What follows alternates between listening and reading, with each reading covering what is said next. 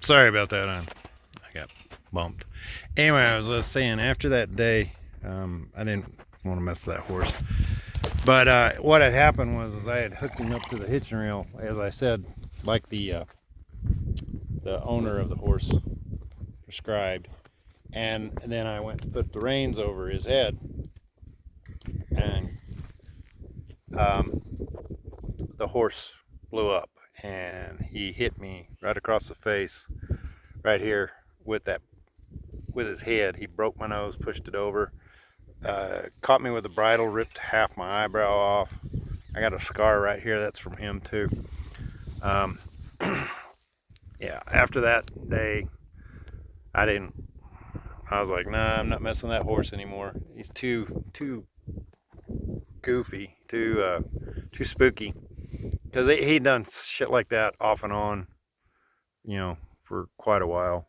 And I told the guy if he didn't do something about it, that he was gonna get hurt. Now I wasn't the only one that told him, but of course he ain't gonna listen to me. I was just a dumb kid at the time, and wound up. I wasn't there, but when he was out in there, he had an arena and he was trying to be a header healer on this horse. So he was trying to heal with it, and that horse blew up with him, and he got stuck in the stirrup, and he drugged it. That horse drugged that man around that arena, from what I heard, multiple times before they were able to catch him, because he was a fast horse. Before they were able to catch him and get that owner unstuck, and he wound up in the hospital over it, and he was just black and blue from the waist down, from where that horse drug him. Plus, he had injuries on his his torso, and he busted up head and all this other stuff. And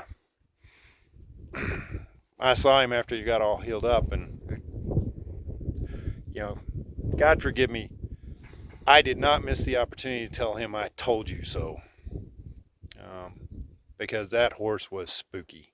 And like I said, I wasn't the only one that told him that. There was multiple people told him to get rid of that horse because he was too dead gum spooky. He would just, I mean, absolutely no reason whatsoever, would just come unhinged.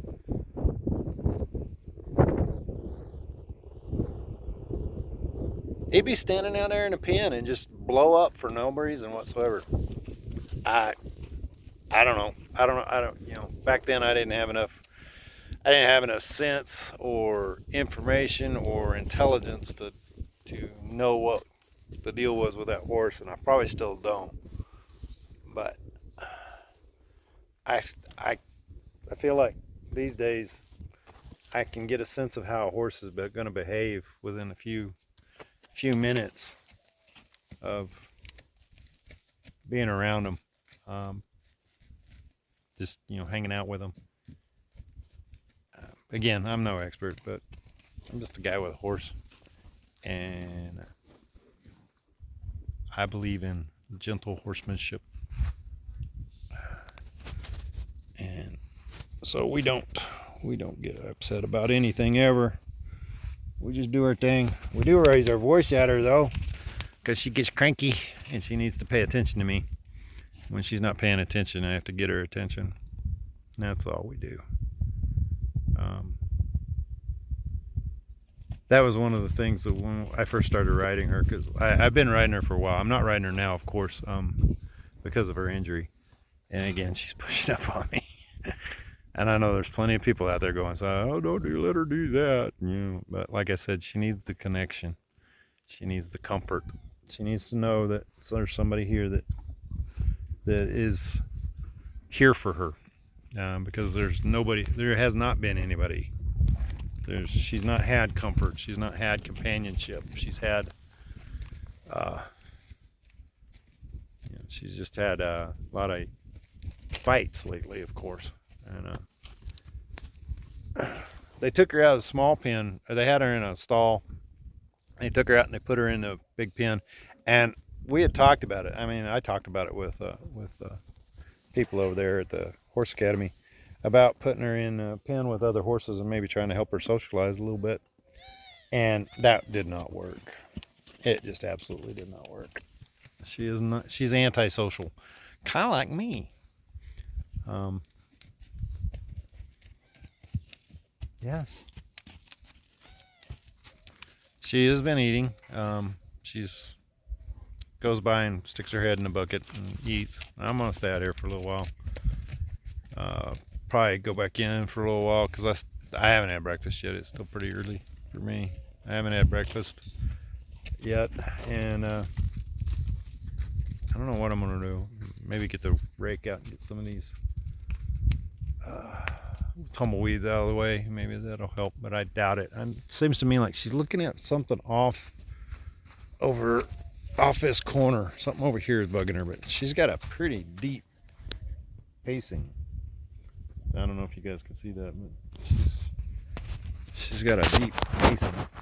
And I mean, enough that I step down into it and then step back up out of it. And I'm not sure why. But like I said, there's nothing out here. I don't know. Maybe there's a... Oh. She's not that far off my northern property line. But there's nothing over there. And there's house is probably half-mile away or more. I mean, they're far enough away we don't hear them and they don't hear us. I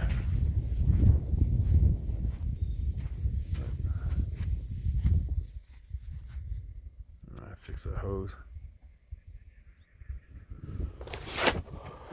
Anyway.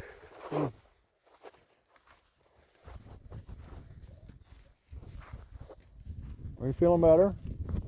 You're not pasting that into the Rhenos or pen as much. I want to get some more of these panels and make her a round pen right out here. Right out here. Make her a nice big round pen.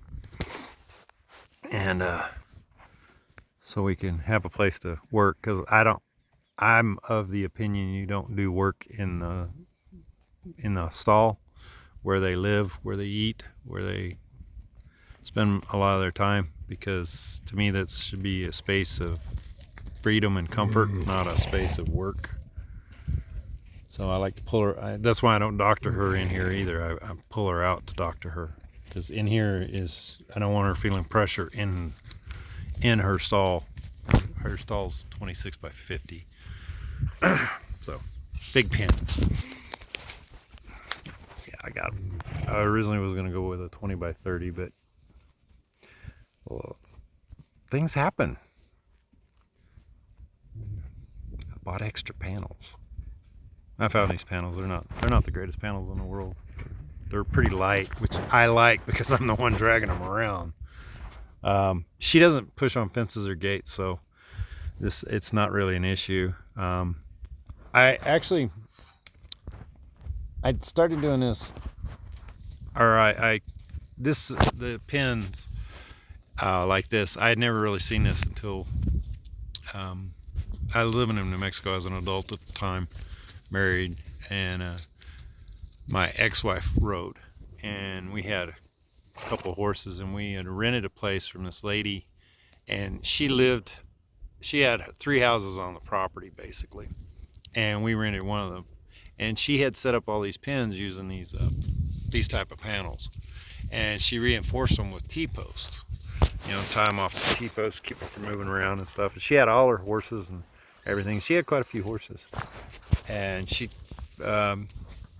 neighbor kid, the other kid that was renting the other house, he had calves in one, and I thought when I first got there, I thought that is just, because she had a big riding arena, she had roping, turnout calf run thing. I forget what the name of them are. Like I said, my brain don't work as well as it used to. Anyway, she had the chute for turning calves out for roping and all that good stuff, and built the boxes and all. She'd done it all out of this kind of, these panels. And I thought that was the dumbest thing in the world at the time. I really did. I thought that is just, because it's not solid, it's not sunk into the ground, and your posts aren't concreted in, stuff like that. That's what I was thinking. Until one day, she goes out there and she gets her little tractor. She had a front end loader with a set of forks on it. She goes in and she goes along and she collects every one of those panels and takes them out and stacks them up. And then she come back in and she leveled up her arena and she redisked everything and she bladed off around it and made it all pretty, and the horse pins and everything just in, all the manure and everything was just moved out, just gone. It was pristine again. And then she went back in and put her panels back in. And that's when I got to thinking, you know what? That actually might be genius.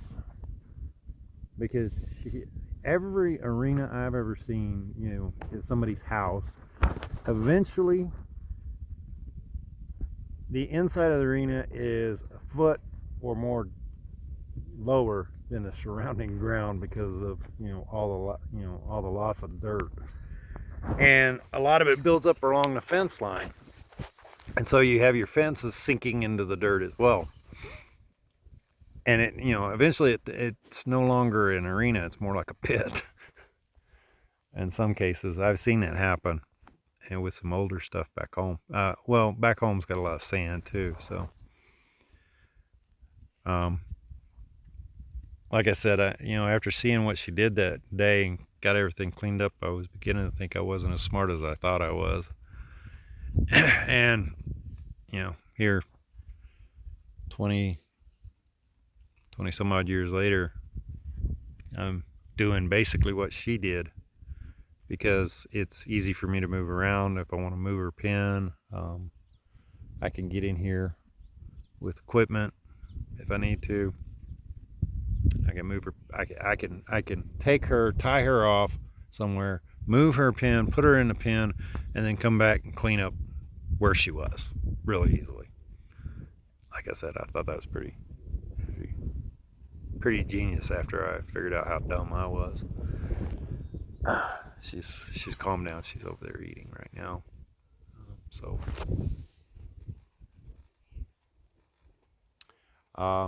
these videos are done, and because a friend of mine asked me to do them, and that would be Wendy Toombs over at Abrazos Adventures in eastern New Mexico. She's got her own YouTube channel. She's got her own Facebook page. So y'all check it out if you're into that kind of thing. Even if you're not, try something new. We all need new things. Keep our brain working.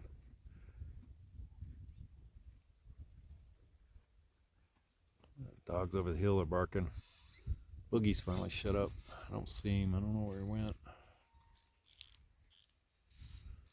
I got Kira under the solar panels, which she's our little. We don't know what she is. We first thought she was an Akita mix, and she might be. She looks just like, or she used to, and even more so now that she's gotten older. She looks just like my old Norwegian Elkhound mix that I used to have, Casey. But she's not Norwegian Elkhound because they have a very distinctive fur, and Kira does not have that fur. And she runs around here. She's the only one that's not confined to the property. She's about half a coyote. Keeping her home is an endeavor that I am just not. I'm not up to that task. That requires constant monitoring and everything. And she doesn't bother anybody. She doesn't kill anything. Well, she does, but she digs up the frogs. She goes after mice and lizards. She doesn't go after lizards. She goes after mice and rats and birds. But she doesn't bother my neighbors, and nobody's complained about her. As soon as they do, I'll find a way to lock her up again. She's healthier when she's off running around doing her own thing than being around the house, because she gets really lazy, maybe even depressed, and she blows up like a balloon. They're over there chasing something into the bush now. I see our young husky. His name is Jack. I call him Boogies. Our big black and white male, which is Kira's puppy, and he's our guard dog. He's our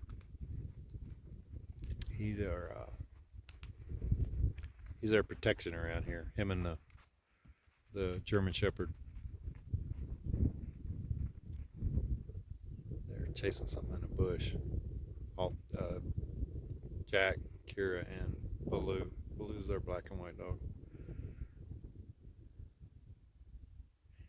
I don't know. They got something over there. They're hilarious.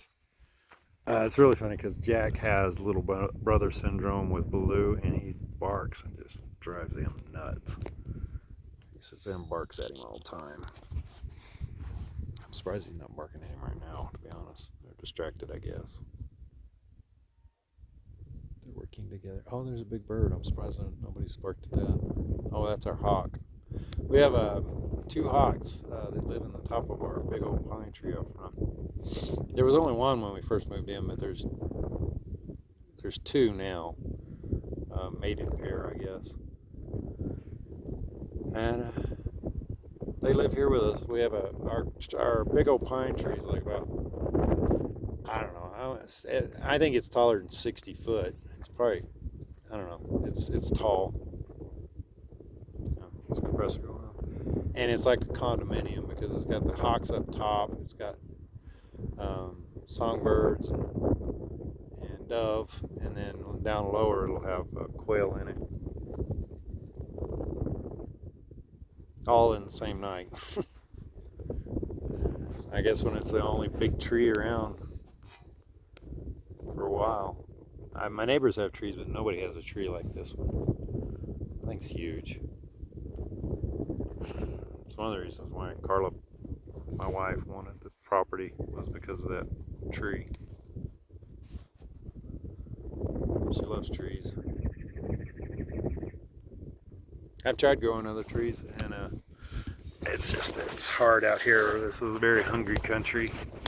The gophers come in from the bottom, the bunnies come in from ground level, javelina come in from a little higher up, and they're like bulldozers. And then of course you got the deer that come in and get after them. I have to, if I want a tree to survive long enough to get deep roots, I have to dig a big ass hole and take hardware cloth, that metal mesh screen, and I line the hole with it about 2 feet down, leaving about because it's I get 3 foot wide. I put 2 foot in the ground and leave a foot sticking up. Then I'll put the tree in the middle of that and put the dirt back in, and then I'll put T-posts around the tree, tie the tree off so it can stay straight because the wind out here is a beast at times. And then I'll take horse fencing, or the 2x4 rectangle fencing, and I'll run it around those T-posts and tie it off so that the deer and the javelina can't get at it. I've got 2 trees that I planted last year that I did that to. Technically 3 actually, because I got a eucalyptus over here I did it with. And they have both survived the winter, which is about the longest any planted tree I've had has lived out here. Between the soil doesn't drain very well, we've killed a couple ourselves because of overwatering, and the critters coming after them. I'm actually quite happy this year because I've been trying to get an Asian pear to grow here, and the Asian pear likes the area. It's not that we're in the wrong kind of area for it. It's fine here. It's just that there's too many things trying to kill it, including the people that plant it. So I don't have a green thumb, but my philosophy on these is I water them maybe once a week, and I ignore them the rest of the time, and they seem to enjoy that treatment. I tried going out and watering them every day or every other day and every 3 days and stuff like that, and giving them all kinds of attention, and they just all died. You're like, nope. Okay, she's very calm right now. She's not pacing. She hasn't been pacing for quite a while. She's been going back and forth to the food, so I feel better about this. She's been out. She's doing better. I'm gonna probably go get some better shoes on because I'm wearing my Hey Dudes and I don't like walking around out with my Hey Dudes. I get some better shoes, get some actual boots on, and I'll take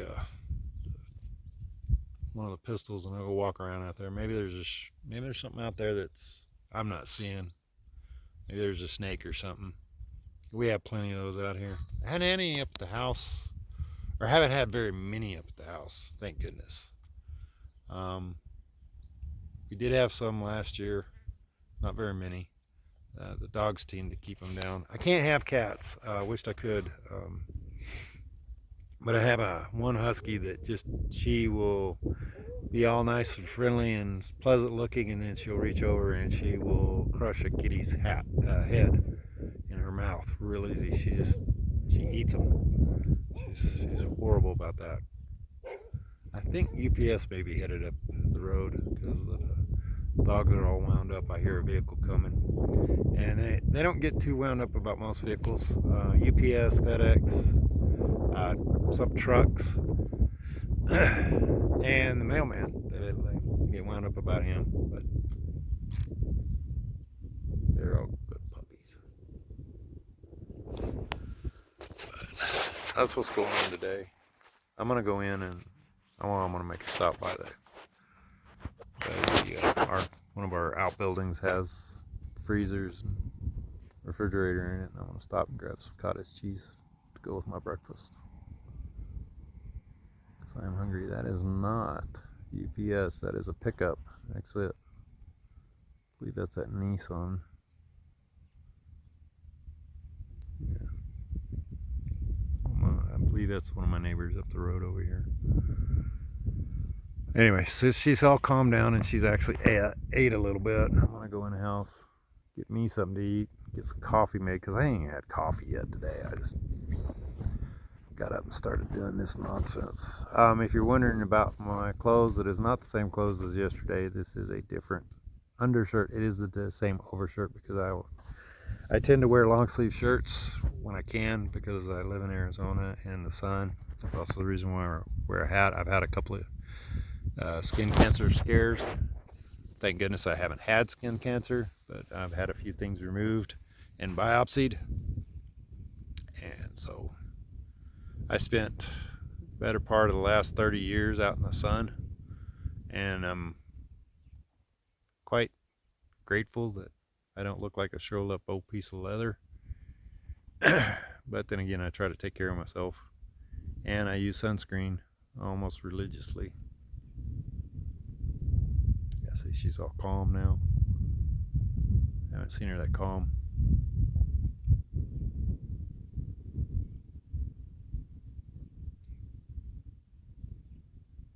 All right. Anybody's got any suggestions, please put them in the comments. As everything, as with everything in life, be respectful and be polite, please. And we will see y'all next time around.